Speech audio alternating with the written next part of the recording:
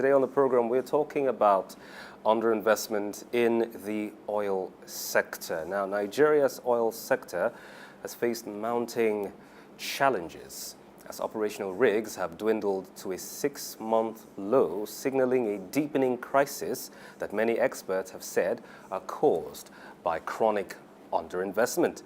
Now, the latest data from the Organization of Petroleum Exporting Countries, OPEC, on Nigeria's oil rig count from January to June 2024 shows fluctuation in the level of exploration, deployment, and production activities in the country's oil and gas sector. Now, Nigeria, being a previous bright spot on big oil and gas investors' radar, has dimmed substantially as investor attention is increasingly drawn to new and emerging developments in other parts of Africa. With over 2/3 of revenue coming from oil, investor flight is a serious problem for Nigeria. Now, according to data from the National Bureau of Statistics, NBS, the nation's foreign capital investment in the industry nosedived from $720 million in 2016 to $3.64 million in the entire 2023. Also troubling is that the report indicated that out of the $3.38 billion capital importation into Nigeria in the first quarter of 2024, the petroleum industry got absolutely nothing. Today on the program, we discuss the declining foreign capital investment in the petroleum sector and its impact on the wider economy, and more with Dr. Nnaemeka Onyeka Obiaraeri. He's a certified financial engineer and an investment banking executive. Many thanks, Dr. Obiaraeri, for joining us. Can you hear me, Doctor? I can hear you loud and clear. Very much for your patience, Doctor. It's always been a pleasure to have you join us and to even have you be patient with us despite the hitches. So given what's going on, the first thing we want to know is why what is happening is happening. What are we not doing right, that has resulted in investor flight, or if you like, underinvestment in our oil sector? Two issues.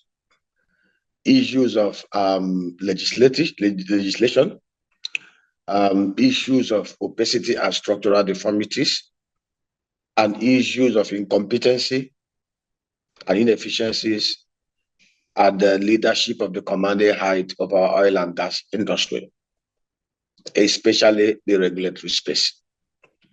And you could actually recall that this shrinking in investments started in 2015.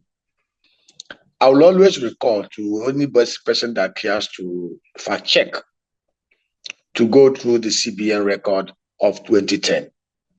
As at October 2010, Nigeria domestically produced 2.88 million barrels of crude and condensate every day throughout October 2010.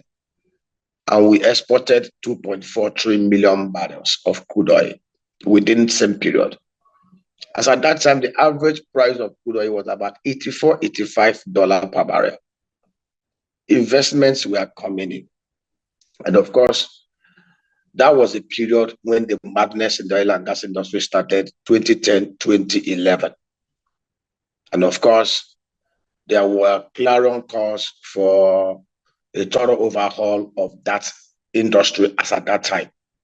That was at a period also that the National Assembly said a probe into the racketeering that happened in the downstream sector of the oil and gas industry, where the NNPC then and under the Petroleum Ministry headed by Desiani claimed that we are importing 52 million liters of PMS every day, and they were collecting subsidies on it. But the National Assembly probe and the Abat Mokwede panel showed clearly that what actually came into Nigeria was 29 million liters. The excess were Ponzi games.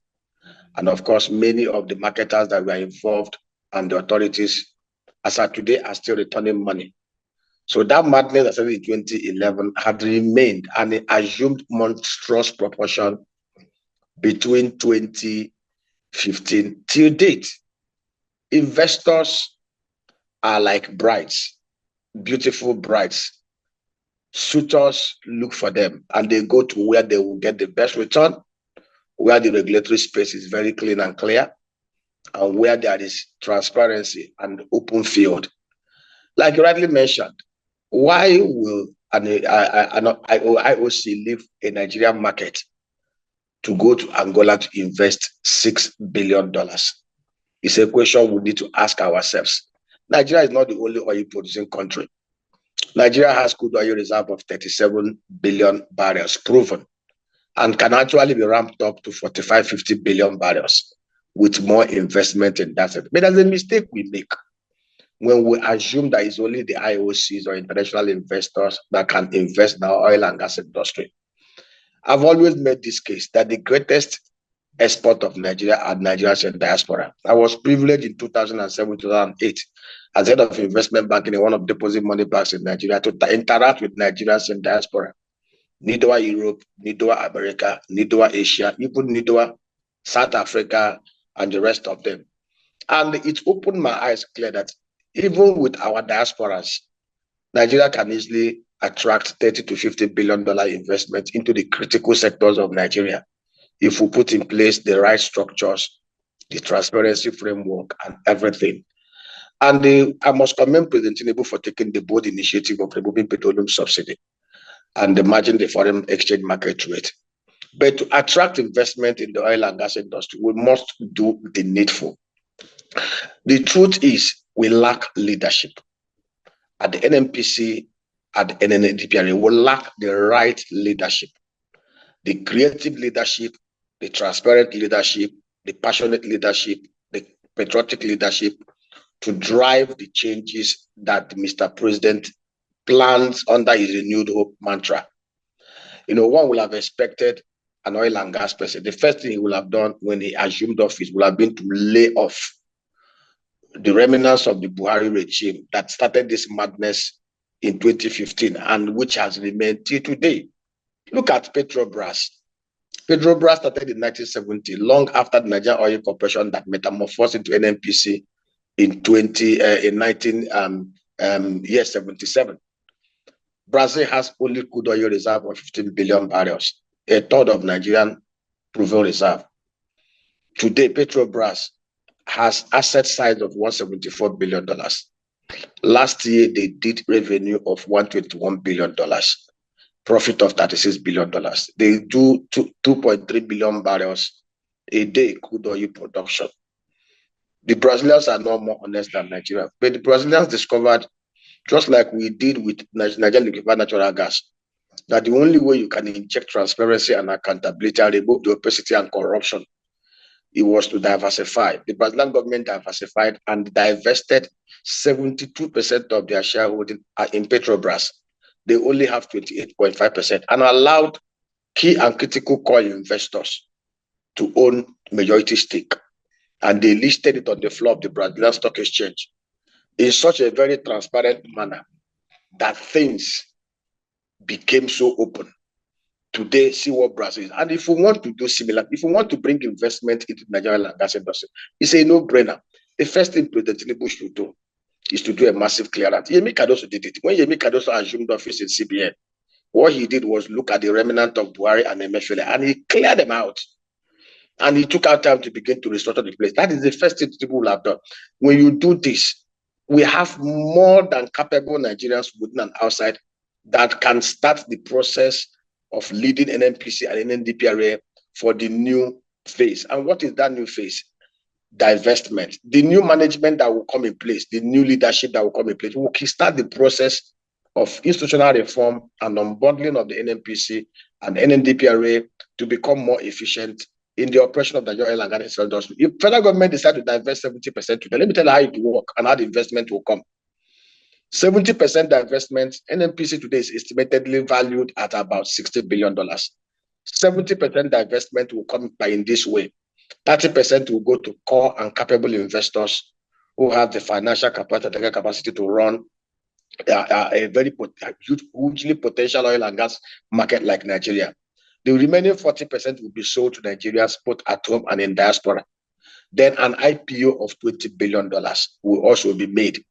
Basically, we will get the likes of JP Morgan Chase Bank of America, Merrill Lynch, Stanbic IBTC, Chapel Hill, Durham to be the book runners. Get a value to value the current assets of NNPC. When you do this, we will unlock immediately $60 billion into this economy that will help us to stabilize forex and price stability in Nigeria. When we do this, and let me tell you, Nnaemeka, if under the new I see where arrangement, you're the going, new and I'm NM, going to take if you they up decide, more on, the angle which you're going. But earlier, you had spoke about, regulations and legislations, one of which, recently was the PIA, repealing the previous one from the First Republic back in the 60s, as you were. So the PIA was enacted to overhaul, if you like, the industry and, open it up for better reforms, so to speak.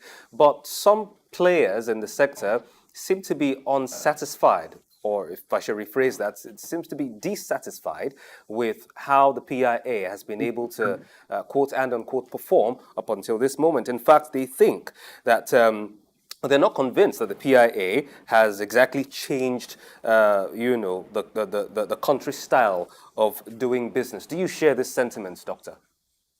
I share the sentiment 110%. The PIA that we have now is a politically contrived PIA that was not by intent and purpose intended to inject the transparency, the accountability, and new lease of life in the oil and gas industry. I was one of those at the forefront of the advocacy that the communities should be involved and included in the new PIA. One of the ways you can secure our oil and gas assets is to involve the community. This community arrangement, it's already clear that the army, the police, and the navy cannot protect our oil and gas assets, especially those that are onshore. And it's also very clear that this arrangement that we have with Tanzila Abet and Taylor cannot protect, because these are just the only way we can protect our oil is to amend the PIA, make robust inclusive inclusion in that provision that will ensure that the communities earn 3 to 5% of revenues earned from crude oil extraction and the piping through their land. When the communities know that they are directly involved and that any breakage of the oil and gas pipes and assets within their community will result in some dire consequences, and then recruit them as part of the oil and gas agro rangers that will protect those pipelines and assets. And they see the benefits coming to them, not the benefit to few elitist gangsters. The communities will give their life to protect those assets. That is what we wanted them to do, but they didn't do it. Number two, this issue of the ownership of oil wells, we have to look at it critically. Look at Saudi Arabia, look at Angola, look at Brazil. How are oil assets, especially the upstream oil wells and OPLs, are awarded? We should go further. Going forward, nobody should be awarded any oil well or oil block without showing financial and technical capacity to do a refinery here in Nigeria or tied to a refinery producing here in Nigeria. And like I said, if the PIB, there's no way you can do a PIB that still hands over 100% of ownership of NNPC to the federal government. NNPC is as much as simple as Ministry of Agriculture or any of the agencies. In fact, they're even worse in terms of inefficiency and corruption.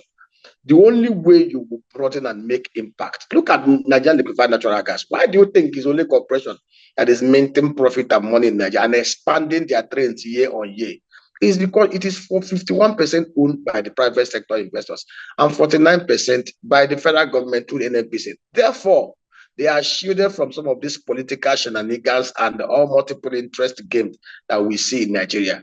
Those who sit on the board, the Total, the share will not allow you to play games with their investment. The Brazilians saw the same thing and they allowed Petrobras to become. If you do this, the new NNPC that will emerge, 70% owned by the private sector investors, or even 80% owned. Let me tell you what will happen.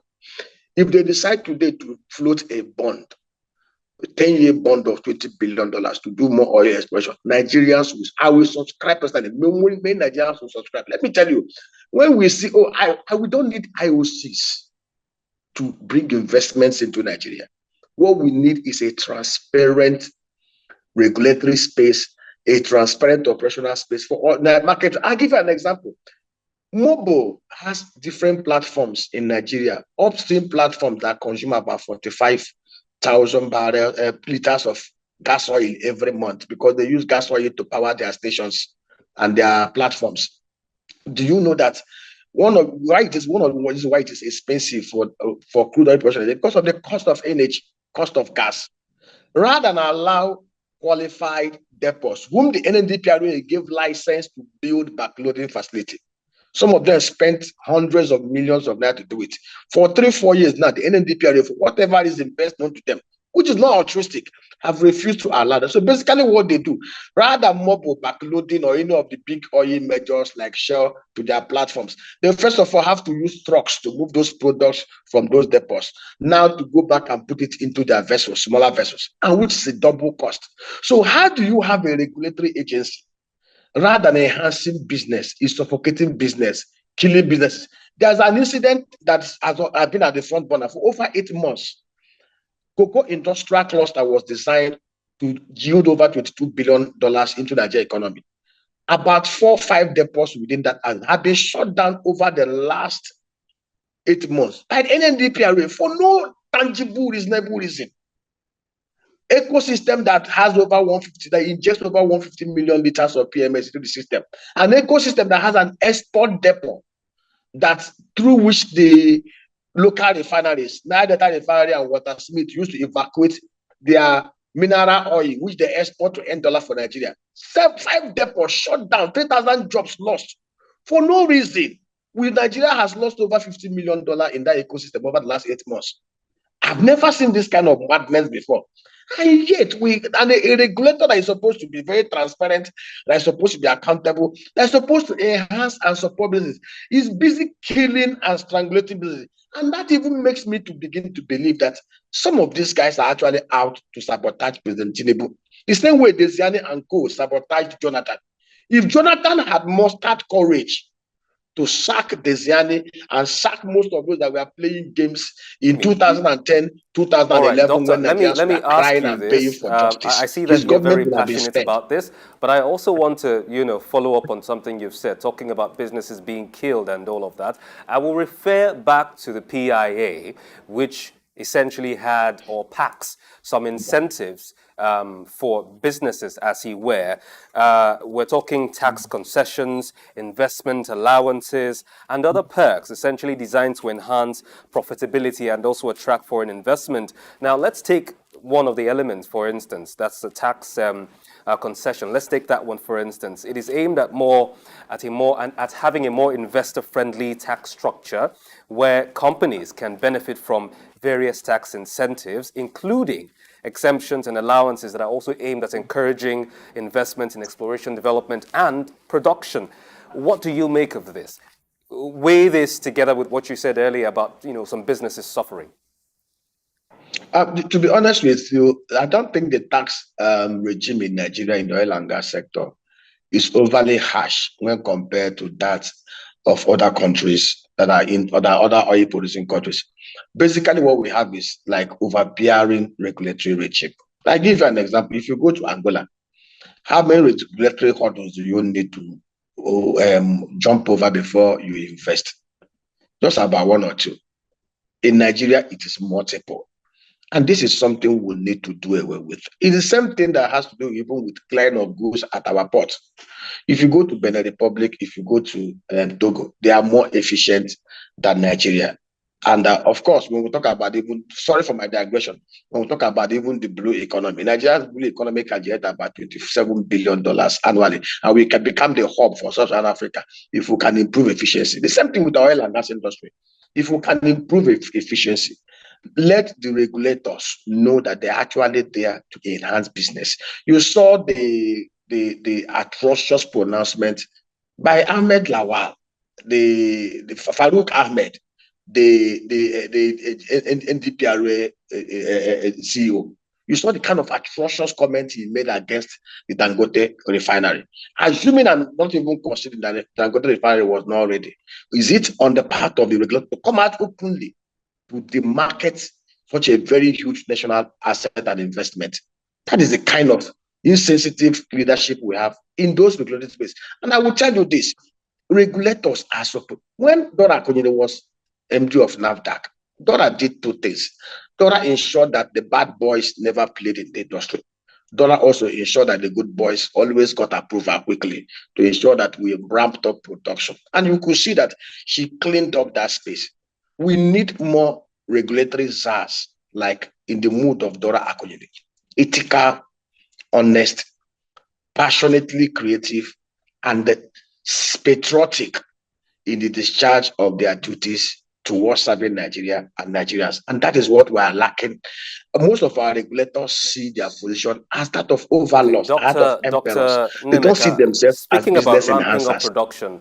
Speaking about ramping up production, as you have just said, Mr. President, in his address to the nation yesterday, alluded to, the fact that we have gone a few notches higher comparatively. I mean, the OPEC quota is 1.5 million barrels per day, but as of June, we were somewhere under that. In fact, we were at 1.25 or thereabout million barrels per day, but as at late last month, we were able to climb to 1.61, which Mr. President even, went on ahead to include in his speech. But with that, taking a cursory look at our production output, about 25 years ago, we were doing about 2.2, 2.3 million barrels per day when we had the population of just slightly over 100 million people.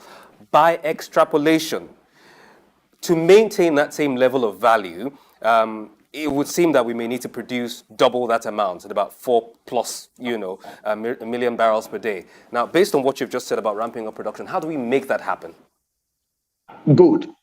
We talked about new investments coming in. We talk about doubling or tripling the number of rig counts. We talk about protecting our oil and gas assets. We talked about making the cost of crude oil production cheaper in Nigeria.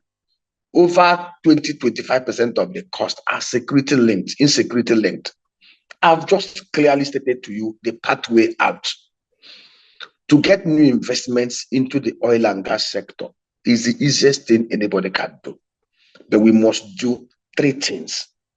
And these three things were the things Jonathan failed to do that brought his government under very bad commentary and bad press and all the rest of it. When Nigerians were complaining about the inefficiencies, about the fraud going on in that sector, the first thing he would have done was to sack Desiani and sack most of the guys in NNPC and bring in people. For whatever reason, he didn't do it. And that thing cost him his position. President Tinubu should do it. Clear the stable, remove the leadership at NNPC and NDPRA and bring in new guys. When you do this, the second process, unbundled NNPC, carry out institutional reforms in NNPC and NDPRA in such a way that NNPC will become like the Petrobras in terms of ownership, transparency, and accountability in their operations. And the NDPRA will become as efficient as those of the Angolans and even the Senegalese people. When we do this, the new NNPC, the new market, of course, amend the PIA to carry out the communities. Under the new PIA, we'll have what we call oil and gas rangers. The oil and gas rangers job will be to protect the oil and gas. As I can tell you, if we do this, no inch of Nigerian oil and gas pipeline will be broken because the communities will have direct benefit and not to elites who are only interested in what they can put in their pocket. When we do this, if we decide today to attract $20-30 billion annually, I am an investment bank. I have done this thing for 23 years. And I can tell you from the numbers that we have done, we have Nigeria. I know of, I was talking to one investment banker in Nigeria, a director in Bank of America, Merrill Lynch.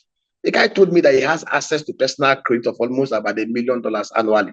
That if we have a transparent oil and gas market, he can actually borrow to play in this market. And I know we can easily get 100,000 Nigerians that can chip in $10,000 to $50,000 to $100,000 every year on investment in the real critical sectors of our economy. Why would somebody take 100,000 and put in deposit account in the Bank of America where he will get 1% or 2% interest rate return when he can subscribe to bonds floated in Nigeria transparently to invest in oil and gas that can give him 5 to 7%, and that will help develop his economy? These guys are ready, but they want to see structures, transparency, and accountability. Why are those refineries not working? The same thing. Have you bothered to ask yourself, Shell, Chevron, and the rest of them have interest in refineries in South Africa? with combined refining capacity of 540,000 barrels a day. Why don't they have investments in refineries in Nigeria? The first refinery in Nigeria that was built by Shell. The truth is because the market is hostile. We keep on playing politics with the welfare and interest of Nigeria. And I know President Tinubu has the capacity. He is his own godfather. Nobody, he can do and undo. And the first thing he should do is to clean up the space, just like Nnaemeka Onyeka did at the CBN. And you see new investments coming in. Allusions to what is happening in Angola, in the sector there comparatively. But there is also, there are also other countries in sub-Saharan Africa. We're talking about Ivory Coast, more or less our next door neighbors. And then you have the likes of the Democratic Republic of Congo as well. And then farther up, you have Namibia at the other end of the continent. Now, put together, these countries are doing extraordinarily well as far as emerging, resolve, if you like, in the sector is concerned. And that is exactly why investors are leaving us and going there. Seeing as you've mentioned Angola, can you help us draw comparisons with the others and, see, or rather help us see what we're not doing right that the others are doing right? Very, very shortly, Doctor, we have run out of time. I've actually done that. And I say to you, we need to carry out massive institutional reforms. Nigeria is actually the biggest bride. Some of these countries cannot compete with us if we do the right things. Investors, they know where the bread is buttered. We have the biggest market in Africa.